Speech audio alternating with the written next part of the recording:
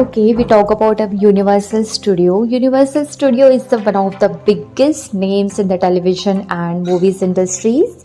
Universal Studio is a giant film studios and the best theme park in Singapore. It is set up in the Resort World Sentosa on Sentosa Island, and Singapore. It took nearly 2 years to build Universal Studios. This one of the kind theme park which was inaugurated on 28 May 2011.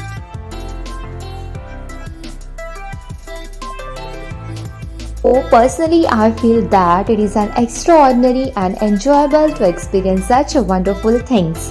When you are undergoing this by yourself, you will feel extremely not only amazing but also unforgettable. And in my opinion, I suggest that controlling the amount of people to visit the place every day is necessary because that could make the tourists feel more relaxed. So we talk about how to get the visitors spend or more than on that day. So we can charge for the tickets when they enter the door, then they charge a reasonable price for each program, and we can also provide places to sell some snacks and drinks. Restaurant prices due to increase a little. At the same time, ask some staff to do professional activities so that visitors to buy similar conventionally.